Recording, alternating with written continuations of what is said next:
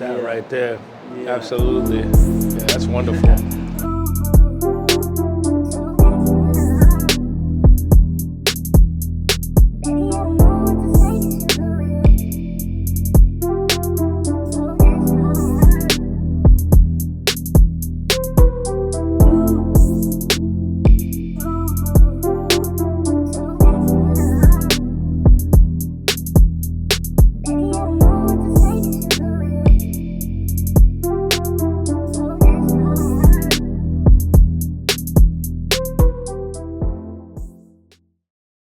What's going on, guys? It's Deon. It is Off the Menu, another episode. Today we are at Gangnam Spice, here to try some amazing Korean food. I've heard a lot about it right here in Boston in JP. Richard, the owner, was so nice enough to have us in. Come join us.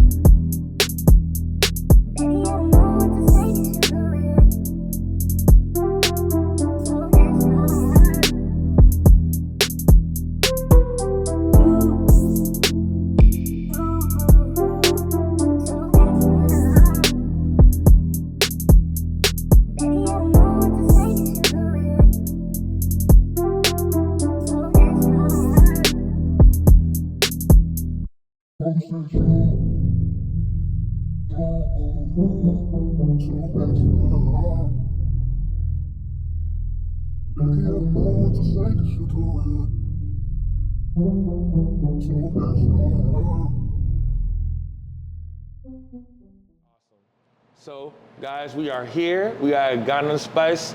Richard is sitting with us. Thank you again for having us, man. Thanks, I appreciate for coming. it. Thank you, thank you. So we have this wonderful food here. Guys, you can't smell it right now, but honestly, this smells amazing and it looks just as good in person. So Richard, I want you to kind of walk us through everything that we have here on the table. I mean, let's start with the wings, our signature hottest selling item. This is our Gangnam Spice Korean fried chicken.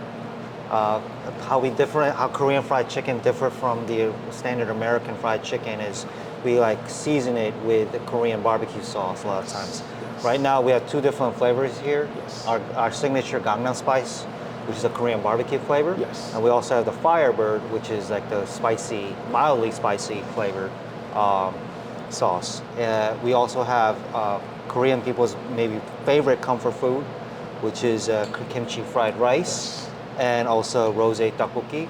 Tteokbokki is a traditional street food. Yeah. You'll find it everywhere at street vendors. Yeah.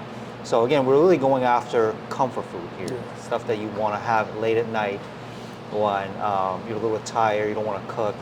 Yeah. Fried chicken, fried rice, and street food like this. That's also chicken sandwich. I believe that's a Gangnam Spice flavor chicken sandwich. It has a fried caramelized kimchi on top of the seasoned fried chicken. Yeah. This is Gangnam fritters. It's a pancake with corn. It's really popular with kids. Yeah. If you dip it in this creamy mayo dip, very popular among kids who are really picky, but it seems like pickiest kids, they seem to love it as well. So very nice. This is kind of like, we have a lot more, of course, but this seems to be our signature that people go-to menu items for most people. Awesome. Yeah. And I kind of want to just go right into it of Gangnam Spice. So how did Gangnam Spice start? I know you guys are relatively new here in the Boston area, particularly the Jackson Square area. And so how did you guys start? So we opened last year, 2025 in November, but the history of Gangnam Spice goes back all the way to October of 2023. Yes. When I was still a software engineer working for a Japanese biotech company. At the time, I really wanted to leave the industry and explore something different. I've accumulated enough wealth at that point, and I wanted to explore something, a business opportunity with my wife together. Yeah. Because the biotech and AI, where I was working at, it's not something that my wife could get involved in, and we wanted to do something together. And she's an excellent cook, and I really believe she's one of the best cooks, Korean cooks in Massachusetts. And you know, a lot of American friends have always been begging her, please start a restaurant. Yes. Please, like it would just be so sensational if you could start a Korean restaurant. So in October 2023, I'm sorry, I decided to make a bet, leave my job in the tech space, and join her in catering. So we started from our home kitchen, just doing catering for small nonprofits here and there, family, friends. And then in April 2024, we felt confident enough to purchase a food truck. Wow. Because neither of us ever worked at a restaurant before, so we didn't feel comfortable just purchasing and starting a restaurant outright. It could be like $250,000 in investments, right? At least, right? Yeah. So with the food truck, it's a smaller investment of about $50K. Yeah. So I put the money down and purchased a food truck, and we took it around different parts of Massachusetts to see which town really resonates with our recipe. We were trying not only fried chicken, but other kinds of food as well, you know, seeing what works, what doesn't work. And, you know, we did that for about a year and a half, and we finally felt really comfortable enough that it's Korean fried chicken, Korean street food, and it's going to work really well with South Boston community here. So we locked down a lease. This opportunity came up right here at Jamaica Plain, across the street from the Jackson Square station. And with the beautiful window space and the interior, we just felt like it was a perfect spot for our menu. And we opened doors in November of 2025. It was like a 2-year journey to get here. Yeah, step by step, every Step by day, step. That's really right. going through the process of, like you said, catering at first, Right. starting in-house, Absolutely. going to the food truck space, doing the research, being literally Right. outside, Yeah. and foot traffic and everything. Constantly, but also constantly innovating, changing up the recipe, see what works, what doesn't work. Yeah. And looking at how people respond to the recipe. Is too salty, too sweet. Yeah. And modifying. And food truck was an excellent place to do that because you could take that risk on food truck. Absolutely. It's much harder to do that in a restaurant, because once you have a restaurant, you made that big investment and you mess it up and the word travels. Yes. It's kind of over. But with the food truck, you could take it to different areas of Massachusetts, make some mistakes, and then, kind of leave, and people are a little more forgiving of food truck as well. Absolutely. So it was a good investment from our perspective as a couple that never had a restaurant industry experience. Yes. It was a good place to experiment with recipe. Yeah. Absolutely.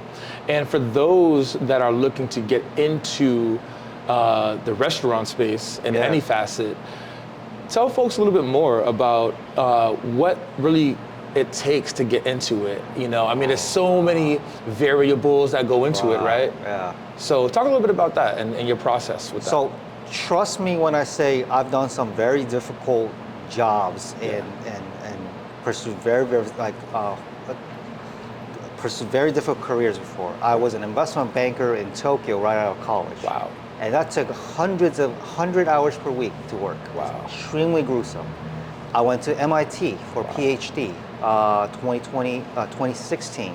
I ultimately ended up dropping out, to go into industry.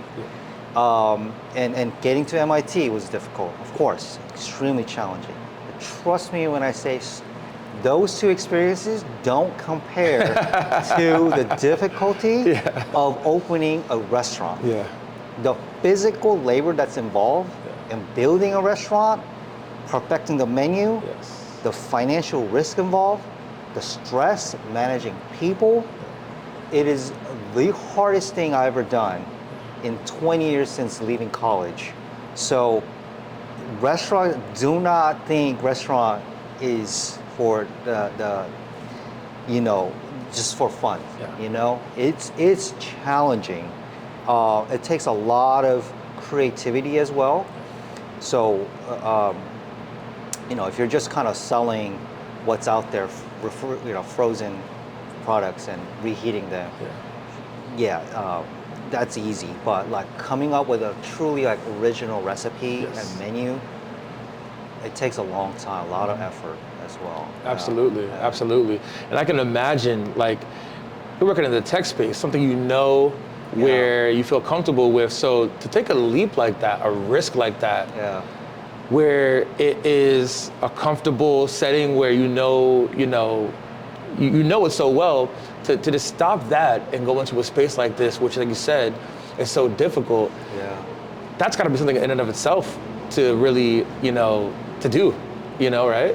Oh, I mean, it's a huge risk. And when you say tech I mean, there are stressful moments in tech as well. But when it comes to, in terms of physical labor-wise, I mean, in tech, I was working from home, you know, during pandemic. I was allowed to work from home. It's very comfortable in that, like, you could just wake up and go to work right away in your pajamas. In the restaurant industry, no, you got to be here. Hands-on. It's hands-on. It's a physical work. So it's not easy. It is like much more physically grueling work as well. And in terms of jumping into an industry that I've never had an experience in, I mean, this is why we started small. We started from home and then moved on to a food truck, you know, and then once we felt more confident, we made that big plunge into the restaurant space. So it took me 2 years. For some folks, it might take 5 years, 10 years. Other folks, it might, they might feel more comfortable jumping in within 6 months. But we took it one step at a time. That's wonderful. That's wonderful. And we talked a little bit off camera about this, but how important is it for you to create an environment here for every kind of person that's walking here in Boston, every culture to be accepted, not just the clients, but also the staff here as well? So we're in Jamaica Plain. It's a very diverse community here within Boston. It's one of the most diverse communities in Boston.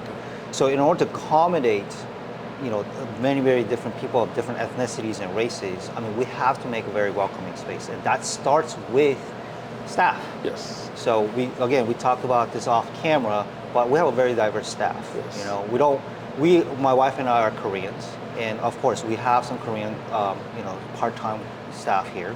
But we hire locally from the Roxbury and Jamaica Plain community. Everybody who here works.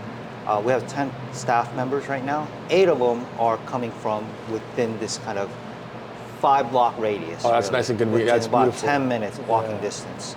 And we have people of all backgrounds and ethnicities, white, black, Hispanic, as well as Asians. It starts with the staff. You know, when people walk in, of people of different ethnicity, they want to see people behind the counter that reflects the community. Right. So that was very important to us, and that's why we made the effort to hire from the area. And I think the community and the customer base responded to that. So when you guys come here Friday nights, Saturday nights, you'll see it's very diverse. And we talked about halal. I've converted all my chicken to halal chicken. I source exclusively halal certified chicken. And as a result, we have attracted a lot of Muslims in Boston and gave them an opportunity to try Korean food that they normally would not have had the opportunity to. So, we're making a lot of efforts to make sure like we bring Korean food to a diverse group of people. Very, very nice. Very, very nice. And then lastly, I always ask my guests, and when I come into a restaurant, how do you want people to feel when they come in, right? Like, they can try the food, they can love the food, but how do you want them to feel when they come into Gangnam Spice? So, for me, when I set out to build this restaurant, it wasn't just about the food. As a restaurant, of course, it's really important that the food is good, like that people can have an amazing experience with the food. But it's more than that. It's really, for me, it was an opportunity to give people an opportunity to feel like they stepped into like a restaurant or cafe in Seoul, Absolutely. right? Our motto is experience Gangnam with every bite. And what we mean by that is like when you are here at Gangnam Spice, you're not just enjoying the fried chicken. Really, you gotta feel like from the music, from the visuals, the Yes. music videos that we play, the street view videos that we play up there, to the kind of interior design, you gotta feel like you stepped out of Boston for a second. Yeah. Absolutely. You know, because every day you're working hard, you're commuting in Boston, you're in Boston all the time. So for at least a half an hour to an hour when you're inside, Yep. I want you to feel like you kind of stepped away from Boston and you stepped into some place, a cafe or a restaurant in Seoul, Yes. and just have a different magical experience, you know? And food is definitely part of that, Yes. but it's music, it's sound, the smell, it's all of it. Yes. So, That's awesome. That's awesome. Yeah. And where can folks find Gangnam Spice? we're located right across the street from the Jackson Square station on the Orange Line, right in the heart of Jamaica Plain. Perfect. Richard, thank you so much. Appreciate it. Now let's try some of this food. Let's go. Oh, yes.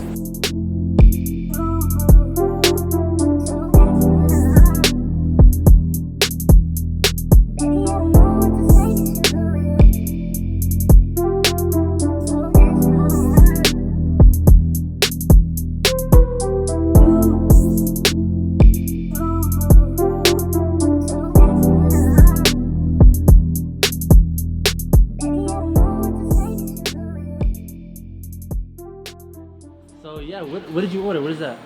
This was the Gangnam Spice sandwich. I actually meant to order I can't remember what it's called. Firebird. The Firebird, which is a little bit spicier, but I couldn't tell what was spicy. So I accidentally switched it with her. But very flavorful. It's got kimchi, cheese, and then the Korean fried chicken. And then we also got the fritters right here and the fries. Overall, very good, very flavorful. We were just informed that there is spice level that's off the menu. You got to sign a contract and everything. It's like a crazy type deal. So I'm gonna work my way up, and maybe one day I will do it. But overall, good experience, good vibes. Everyone's been very hospitable, so good experience.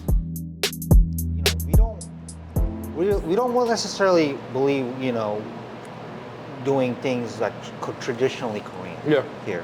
So we definitely take inspiration from traditional Korean food as well. But for us, Gangnam Spice is all about originality, Yeah. like a unique experience that you can only find in Gangnam Spice. Yeah. I know there are other Korean restaurants out there that are very good at serving traditional food in an authentic way. But I don't think we take that approach. We take more of the originality approach, like unique and different.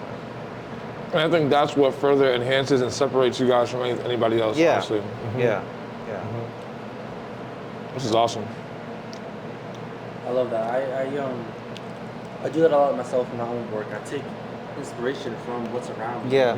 That I'm existing in, Yeah. Yeah. No, it's really important to, take inspiration from the tradition, but Yeah. also I have to think about for the long term Gangnam Spice, like what separates us from the other Korean restaurants, and it's just things like that, like things that you won't find it anywhere else. Yeah. Yeah.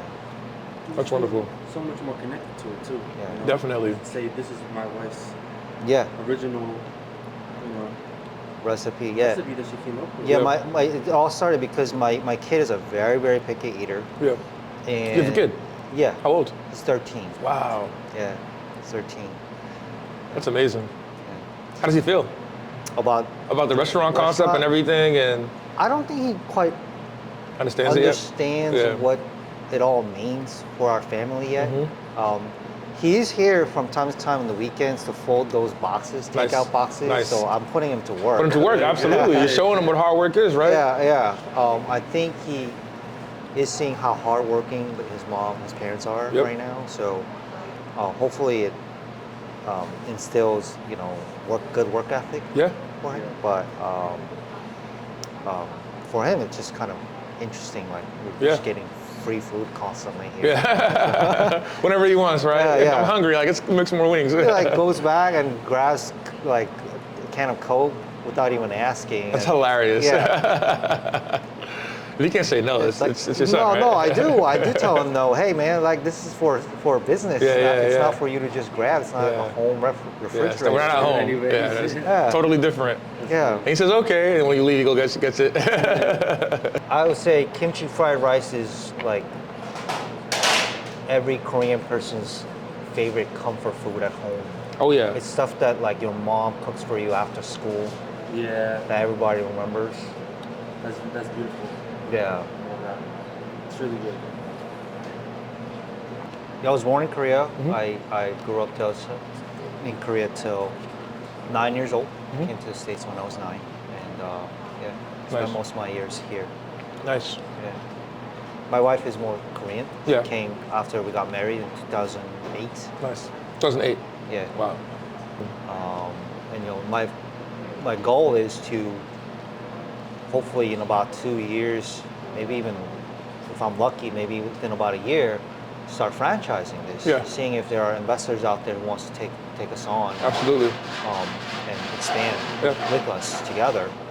That was my question for you too. Yeah, we're looking at a franchise. Yeah. Yeah. So with all that experience from investment banking is really helpful in kind of putting the numbers together, making it presenting the numbers that investors like to see, understanding that. Because if I come from the restaurant industry, I don't think I would have known that. Yeah. How to present the numbers in the right way that investors would like to see. Absolutely. You gotta be a little crazy to start a restaurant, I think. I think so. You gotta be so absolutely convinced of your recipe that like you're willing to throw away a very lucrative career in pharmaceutical or biotech or AI to put it all like into this one and make all that investment. Yeah. Otherwise, it's a risk. It's a risk. Yeah, it's a I mean, massive risk. everything's a risk though. Yeah. Well, every entrepreneurship's that way. Right. Yeah. Every entrepreneurship's that way. I think I'll say. The first bite, Again, like it's very unique. Yeah. Like the word I want to continuously emphasize is unique. Definitely is. You're not gonna find it amazing. anywhere else except for at Gangnam Spice, right here. Look. You're not gonna find that in Korea either. Yeah. I promise you. And that's the won't. beautiful thing about creating your own restaurant, because Yeah. like you could just do all regular traditional Korean food, but you really make it your own, and I love that. It's beautiful.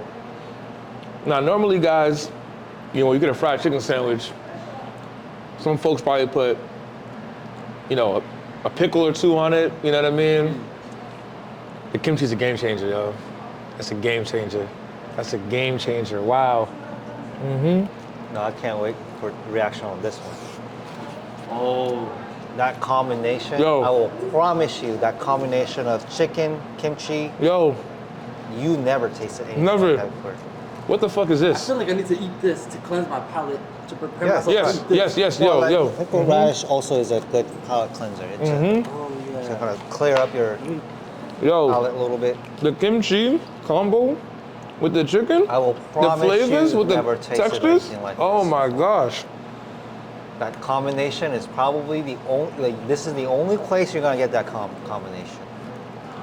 I'm not being even facetious when I say this. And I know I'm being honest with the audience. Like, the food's been sitting here for a little while. So it's not cold, it's not hot. But this is one of the best chickens I've ever had in my fucking life, yo. What the fuck? Holy shit. Well, you gotta try it now. Holy shit, yo. Wait, And I'm not somebody that, I don't mince my words. If I don't believe that, I'm not saying nothing. That's fucking amazing. Because I'm not somebody who needs like 1,000 things on a sandwich to say it's like the best sandwich ever. This is crazy. This is it. This is it right here.